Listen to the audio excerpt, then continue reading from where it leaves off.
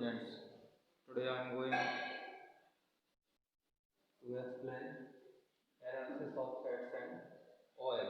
Fats और oil का analysis कैसे करते हैं। तो फैट्स और ऑयल के एनालिसिस के लिए सबसे पहले कुछ मेथड्स अप्लाई होती हैं, उसमें कुछ वैल्यूज रहती है, वो मैं आपको बताऊंगा कि कैसे how you can determine these values. So first is acid value.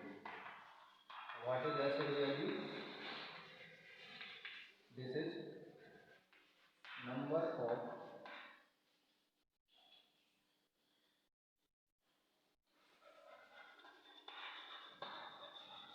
milligram of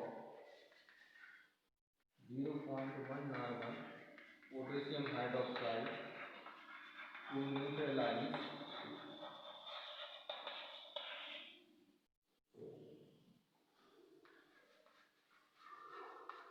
fatty acid।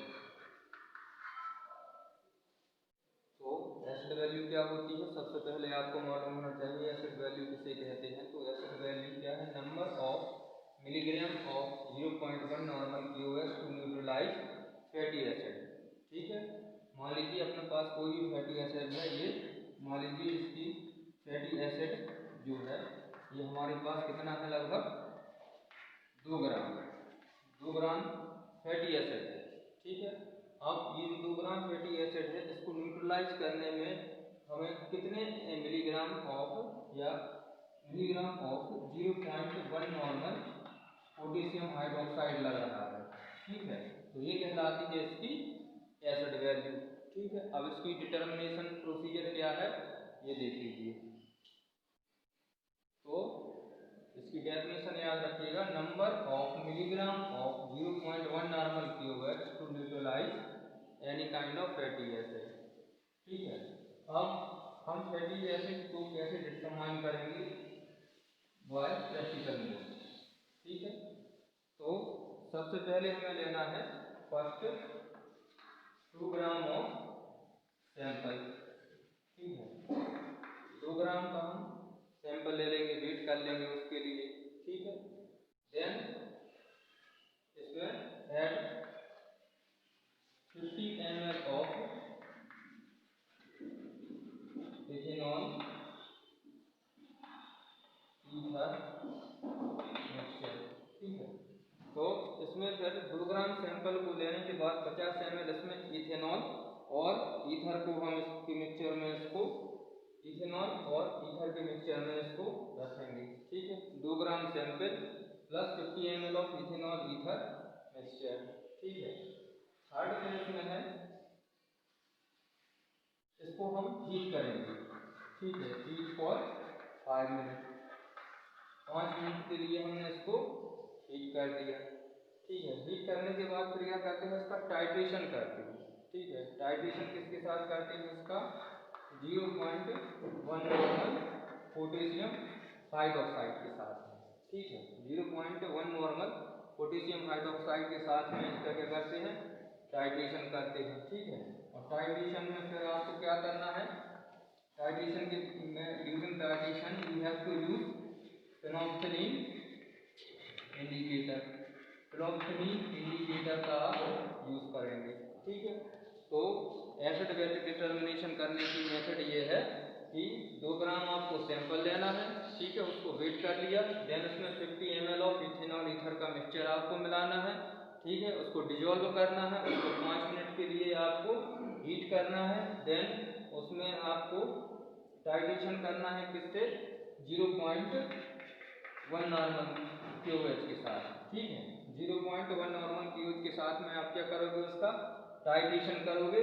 Then उसमें आप क्या ऐड करना है, आपको फेनोल्फथालीन इंडिकेटर। तो फेनोल्फथालीन इंडिकेटर जब आप यूज करोगे तो उसका पिंक कलर हो जाएगा। ठीक है, और एसिड वैल्यू डिटर्मिनेशन का फॉर्मूला मैं भी आपको बताऊंगा, सबसे पहले आप प्रोसीजर समझ लो एक बार फिर से। I am repeating, 2 gram sample. ठीक है, 2 ग्राम सैंपल लेना है, उसको 50 ml इथेनॉल ईथर के मिक्सचर में आपको इसको डिजोल्व करना है। डिजोल्व करने के बाद उसको हीट करना है फॉर 5 मिनट। देन उसमें 0.1 नॉर्मल पोटेशियम हाइड्रोक्साइड के साथ में उसका टाइट्रेशन करना है। टाइट्रेशन करने के बाद फिर ड्यूरिंग टाइट्रेशन आपको फिनोल्फथालीन इंडिकेटर का यूज करना है, ठीक है। तो ये थी इसकी सिंपल प्रोसीजर। अब प्रोसीजर के बाद देखते हैं इसका फॉर्मूला, ठीक है। तो एसिड वैल्यू का फॉर्मूला लिख लीजिए, ये होता है acid value equal volume of KOH into 5.61 upon W, ठीक है। बहुत सारे कई प्रकार के फॉर्मूले लोग अप्लाई करते हैं, लेकिन जनरली हम जो फॉर्मूला अप्लाई करेंगे इसके एसिड वैल्यू की डिटर्मिनेशन में, तो इसमें क्या करना है, volume of KOH into multiple with 5.61 upon W। यहाँ VQH है वॉल्यूम ऑफ KOH और W क्या है, वेट है, ठीक है।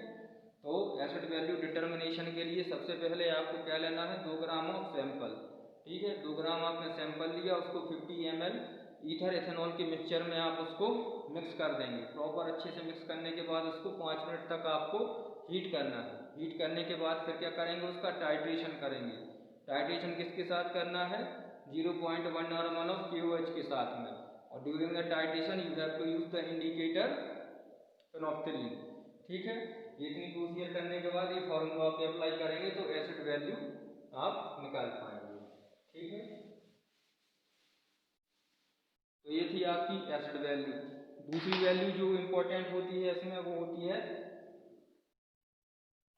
Saponification value.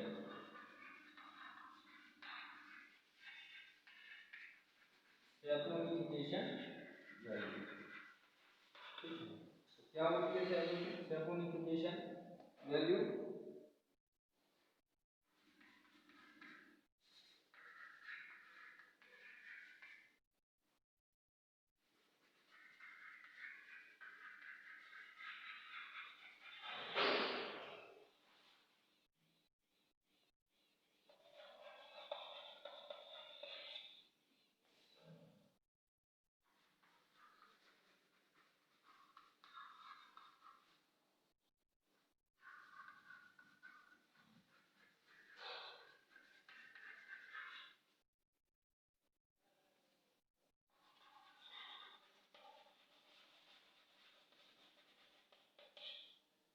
ठीक है। तो सैपोनिफिकेशन वैल्यू होती है number of milligram of potassium hydroxide to complete saponify the 1 gram of acid, ठीक है।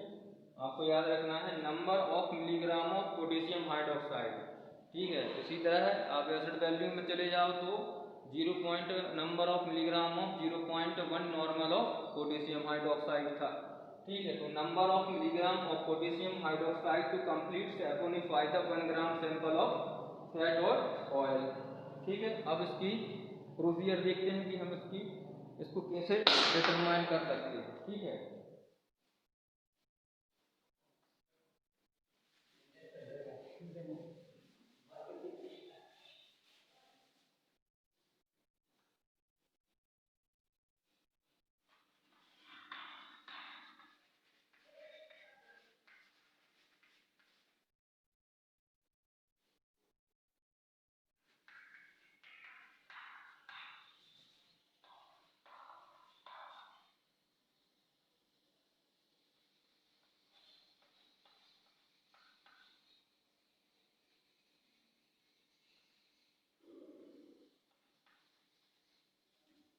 सबसे पहले हम लेंगे क्या, अपना सैंपल। सैंपल कितना लेंगे, 2 ग्राम प्लस 0.5 नॉर्मल KOH, ये लगभग 25 ml लगेगा, ठीक है। 25 ml में इसको डिजोल्व कर देंगे सैंपल के लिए।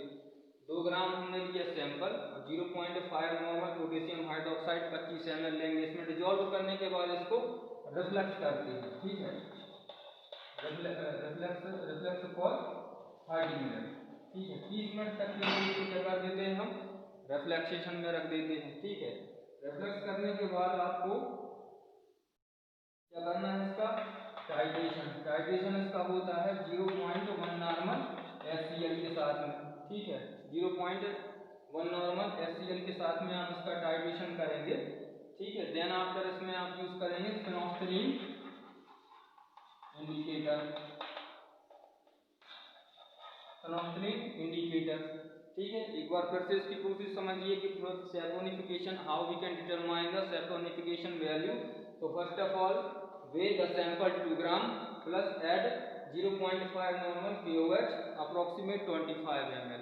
Okay, then after proper mixing we will do reflection for 30 minutes. After 30 minutes you have to start titration with 0.1 normal HCl and use phenolphthalein indicator. Okay, so this is the first titration. This is first titration. In second titration will be your blend titration.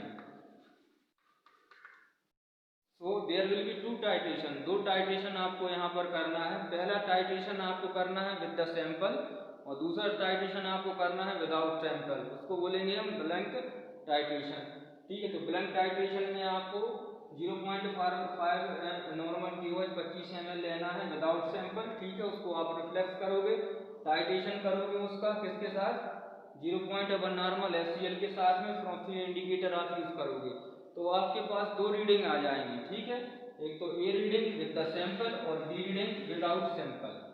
एक बार फिर से acetyl value saponification value को समझिए कैसे निकालेंगे। सबसे पहले sample लिया आपने 2 ग्राम, देन उसमें 0.5 नॉर्मल KOH लिया 25 ml, उसको रिफ्लेक्स करेंगे आप 30 मिनट के लिए। देन उसका टाइट्रेशन करेंगे आप, टाइट्रेशन करेंगे किसके साथ में, 0.1 नॉर्मल HCl के साथ में, and we will add frothing indicator. ठीक है, and then there will be second blank determination of blank titration. तो ब्लैंक टाइट्रेशन में 0.5 नॉर्मल KOH लेंगे, then reflux 30 minute titration with 0.1 normal HCl और फ्रॉथिंग इंडिकेटर का यूज करेंगे। ठीक है, तो आप याद रखिए सबसे पहले अपने एसिड वैल्यू निकालेंगे और एसिड वैल्यू में हम टाइट्रेशन में ले रहे थे क्या, KOH 0.1 नॉर्मल KOH ले रहे थे, लेकिन इसके टाइट्रेशन में हम सैपोनिफिकेशन में के टाइट्रेशन में हम लेंगे 0.1 नॉर्मल ऑफ हाइड्रोक्लोरिक एसिड। तो ये थी simple method to determine saponification value. इसका फॉर्मूला आप लिखिए,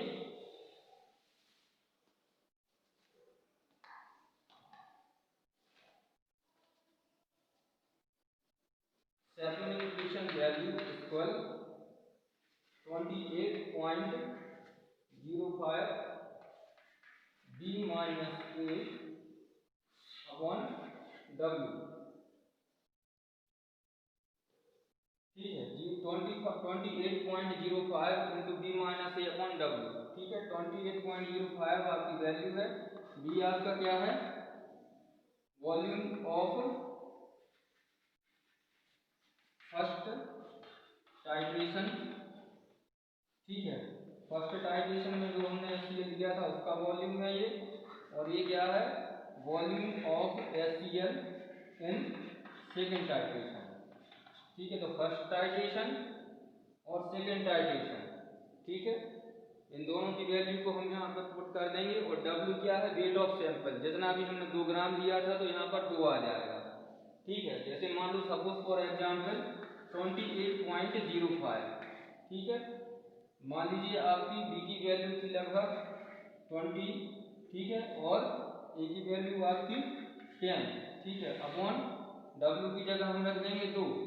ठीक है, तो 28.05 मल्टीपल बाई 10 बाई 2, 2 1 या 2, 2 5 या 10, 5 का मल्टीपल इसमें हो जाएगा, तो जो भी वैल्यू रहेगी वो आपकी सैपोनिफिकेशन वैल्यू रहेगी। ठीक है, इसके बाद देखते हैं एस्टर वैल्यू। ये थी आपकी सैपोनिफिकेशन वैल्यू और ये फॉर्मूला इसका। अब देखते हैं हम ester value, how we can determine ester value.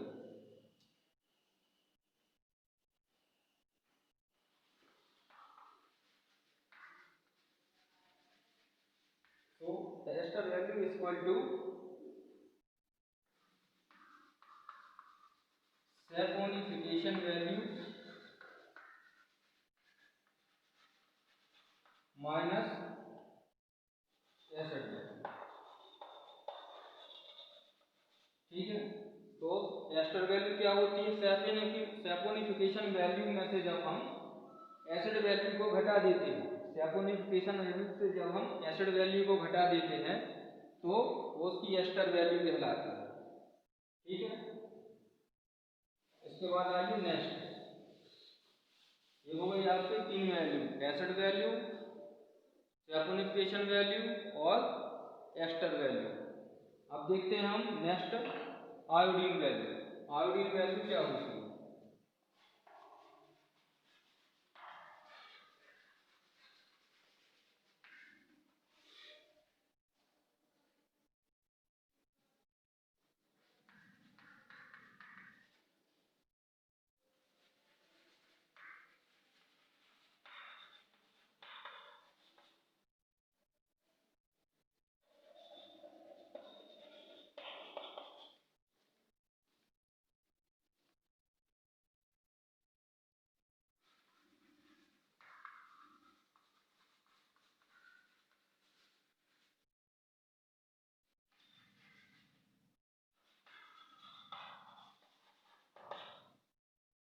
ठीक है, तो it is the define as the number of gram of iodine taken of 100 gram of fat और oil, fat and oil.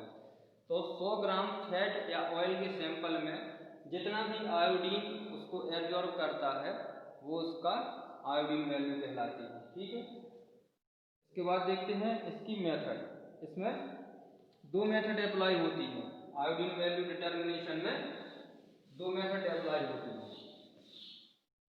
First method है हबल्स मेथड।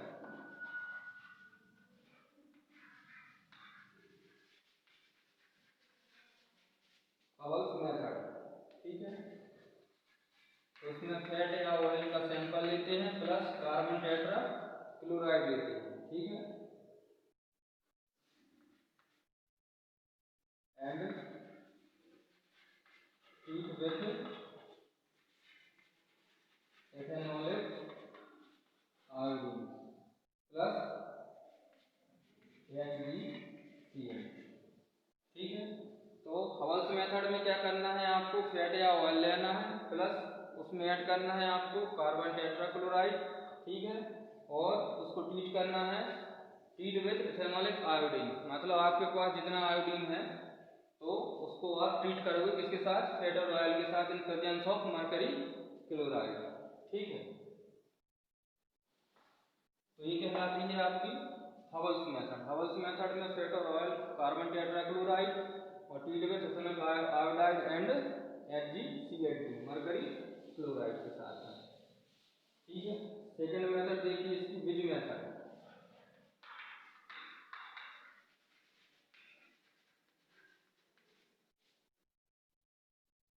इसमें हम लिखते हैं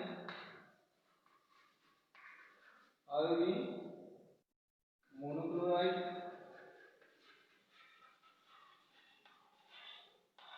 plus acetic acid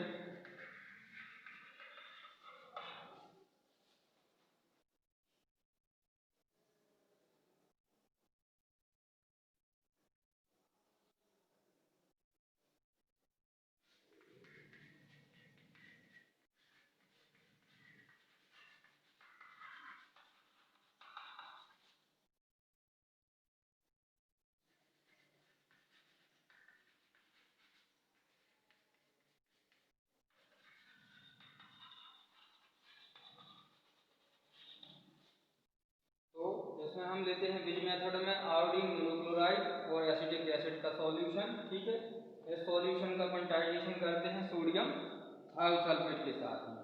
ठीक है, और इसका फॉर्मूला है आपका ये है, मतलब आयोडीन मोनोक्लोराइड और एसिटिक एसिड का सॉल्यूशन और टाइट्रेशन में सोडियम थायोसल्फेट 0.1 नॉर्मल के साथ में आप इसको टाइट्रेशन कर सकते हैं।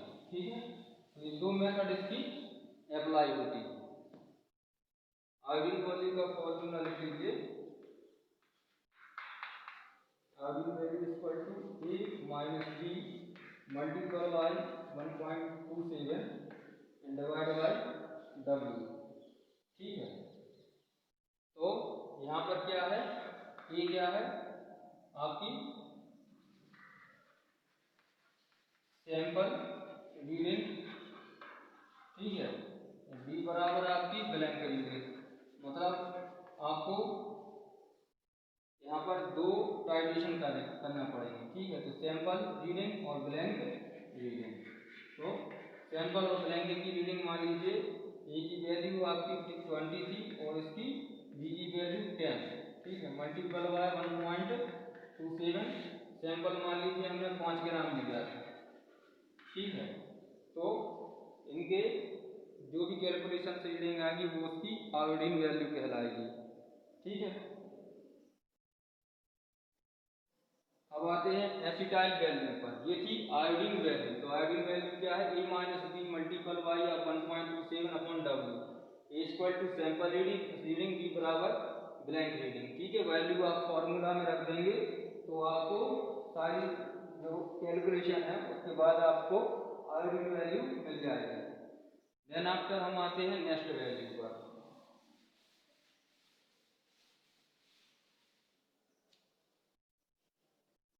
एसिटाइल वैल्यू,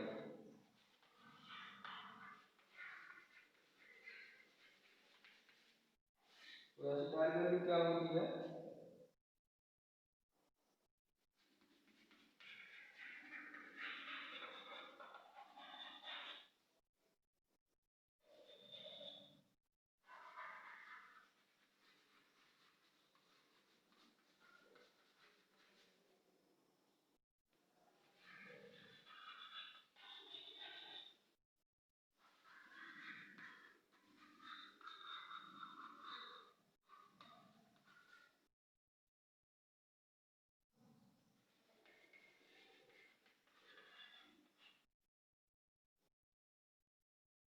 ठीक है। तो एसिटाइल वैल्यू होती है, it is defined as the number of potassium hydroxide required for neutralize acetic acid, ठीक है। तो एक बार फिर समझ लीजिए एसिटाइल वैल्यू क्या कहलाती है, नंबर ऑफ क्यूएच, ठीक है, number of potassium hydroxide required for neutralize acetic acid, ठीक है, या acetic acid present in fat and oil, मतलब फैट और ऑयल में जो भी एसिटिक एसिड प्रेजेंट होता है उसको न्यूट्रलाइज करने के लिए हमें जितने पोटेशियम हाइड्रोक्साइड की जरूरत होती है वो उसकी एसिटाइल वैल्यू कहलाती है, ठीक है। अब इसकी प्रोसीजर देखिए, इसको कैसे हम डिटरमाइन करेंगे एसिटाइल वैल्यू के लिए। तो एसिटाइल वैल्यू के डिटर्मिनेशन में सबसे पहले आपको लेना पड़ेगा सैंपल, ठीक है। सैंपल ले लेते हैं हम फैट या ऑयल का कोई भी, प्लस इसमें हम ऐड करते हैं 5 ml acetic anhydride, acetic anhydride हम इसमें ऐड कर देते हैं, ठीक है। तो सैंपल फैट और ऑयल का और 5 ml एसिटिक एनहाइड्राइड 1:7 के पोर्शन में हम इसको करते हैं, ठीक है। और प्लस हम ऐड करते हैं इसमें 5 ml ऑफ वाटर, ठीक है। तो यहाँ पर देखिए सबसे पहले हमने लिया सैंपल फैट ऑयल का, ठीक है, 5 ml एसिटिक एनहाइड्राइड और 5 ml वाटर, ठीक है। तो ये आपको इस तरह से इसको लेना है, ठीक है। इसके बाद इन सभी को हमें वाटर बाथ पर रख देना है, ठीक है। ये सारे मिक्सचर को हम वाटर बाथ में रख सकते हैं, ठीक है। तो ये आपकी प्रोसीजर है एसिटाइल वैल्यू डिटर्मिनेशन की।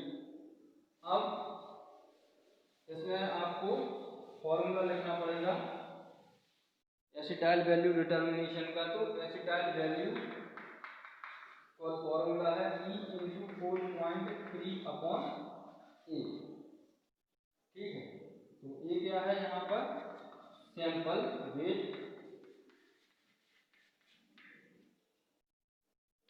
इक्वल टू एसिडिटी इक्विवेलेंट, ठीक है। ई क्या है यहाँ पर एसिडिटी इक्विवेलेंट और ये क्या है सैंपल वेट और मल्टीपल बाय 4.3, तो आप एसिटाइल वैल्यू डिटरमाइन कर सकते हो, ठीक है। इसके बाद नेक्स्ट फॉर्मूला है आपका आरएम वैल्यू का। आरएम वैल्यू क्या होती है, आरएम वैल्यू, तो आरएम वैल्यू में हम देखते हैं number of ml of 0.1 normal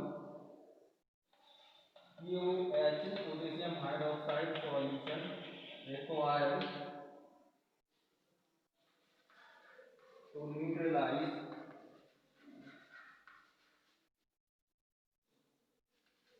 5 gram of fat oil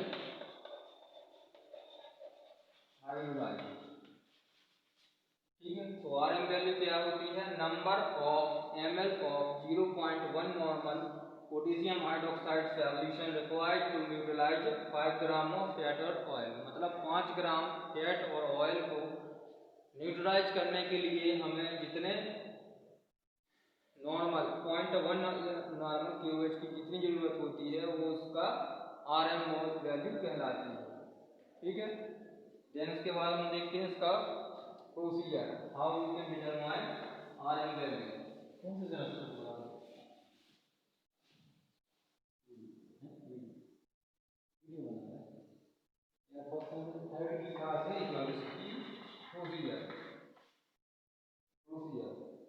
procedure में हम देते हैं sample 10 gram plus 0.1 normal of NaOH plus H2SO4। ठीक है, तीन आपको चीजें लेना है इसमें, सैंपल 10 ग्राम, 0.1 नॉर्मल सोडियम हाइड्रोक्साइड और H2SO4।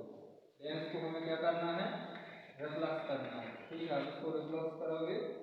ठीक है, एंड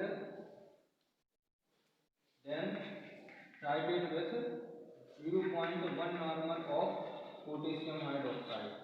ठीक है, सबसे पहले हम लेंगे सैंपल 0.1 नॉर्मल सोडियम हाइड्रोक्साइड और H2SO4 इन अ मिक्सचर। ये मिक्सचर बनाने के बाद इसको रिफ्लक्स करेंगे, then titrate with 0.1 normal KOH के साथ में। ठीक है, और यहाँ से थ्रोम्बोलिन इंडिकेटर वैल्यू क्लास शेड्यूल है ये वजह से ऊपर सारे बिजी हैं सारे लोग। ठीक है, तो फिर ये आज कर दो उसको, आज आपके लिए ये इतना ही वीडियो काफ़ी है। नेक्स्ट टाइम हम लोग देखेंगे।